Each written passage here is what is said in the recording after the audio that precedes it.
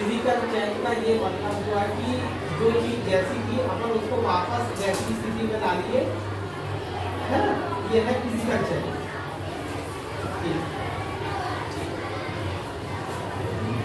जिस फॉर्म में थी हम उसको उसी दशा में ला देंगे। Example, a plate is dropped and shatters, I smell void, water boils, red smell or iodine sublimate. Now let's understanding chemical. So look,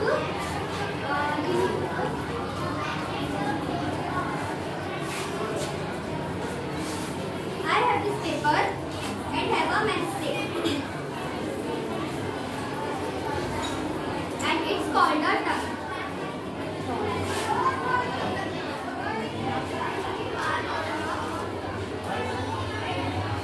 I will burn this paper, you have to observe it carefully.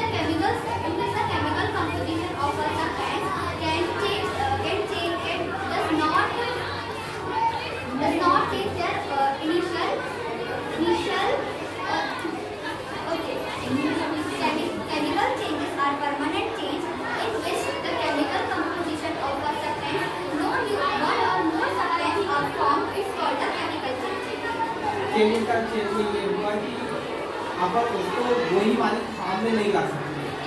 क्यों नहीं ला सकते? क्योंकि उसको जलाने से वो जो energy जो बाहर निकल गई, अब उसको अपन वापस नहीं ला सकते, इसीलिए वो अपनी जगह में वापस उसी स्थिति में नहीं आएंगी, है ना। तो ये परमानेंट चेंज है। इसके उदाहरण example, cooking of food, burning of incense stick, burning of wood and making chapatis from wood. These are the example of a chemical change. Now let's understanding properties of material. First of all, properties of material can be divided into three sections. First is malleability, second is ductility, and third is solubility. Now let's understanding malleability. This property of material can be beaten with the help of a hammer and is converted into a flat sheet. That's called a malleability. Examples.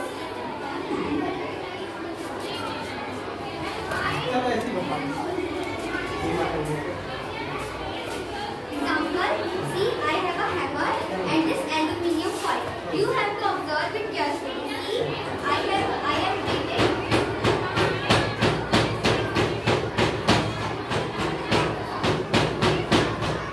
See, it's converted into a flat sheet. So this is the example of a malleability. Now let's understanding our second section, ductility. This property of material can be drawn into ये physically हुआ है ना, chemical change नहीं है, है ना। Now let's understanding our second section, ductility. This property of material can be drawn into a wire. It's called a ductility. Example, aluminium, copper, etc. These are the example of a ductility. Now let's understanding solubility. Example, solubility है this property of material, when we drop some material and it produces a sharp or a ringing sound, it's called solubility.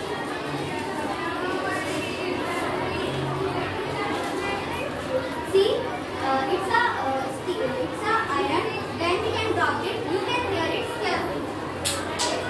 See, it's produces a sharp sound, not a ringing sound. It's produces a sharp sound. So it's called a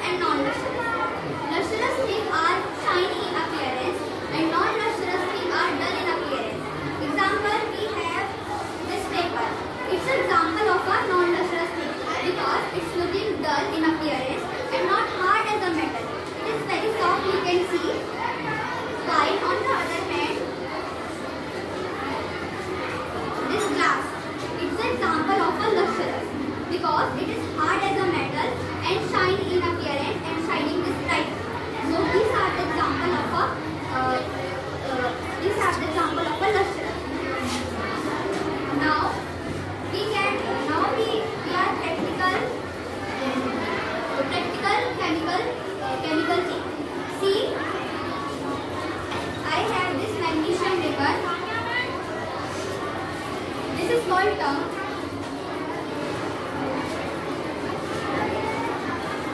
It's called a petri dish. This is blue litmus paper and this is red litmus paper. I have this candle, matchstick and this topper, and I have this water. You can observe it carefully. It is magnesium ribbon.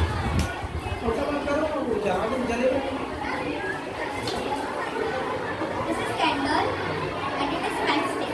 You can observe it carefully. I will burn it.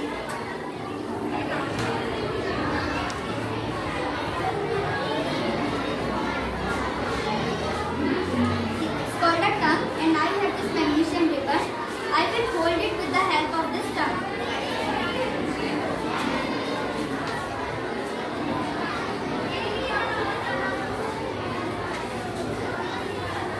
See, when we burn it,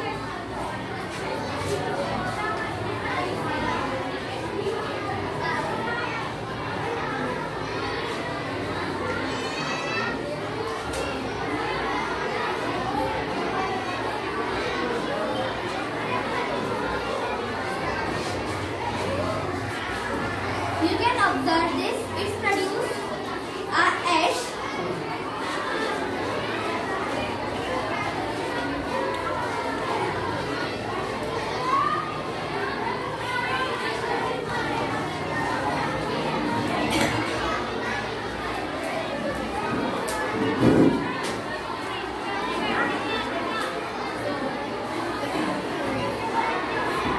You can look in this. It's called a magnesium oxide.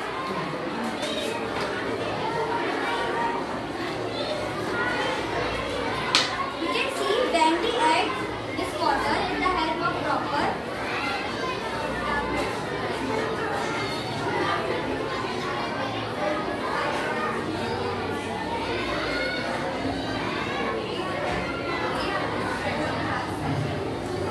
You can see it's converted into a magnesium hydroxide.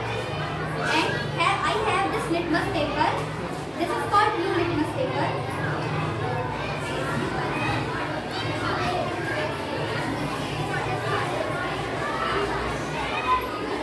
See, when the blue litmus paper convert into a red, that means it is acidic in nature. Now let's identify its nature.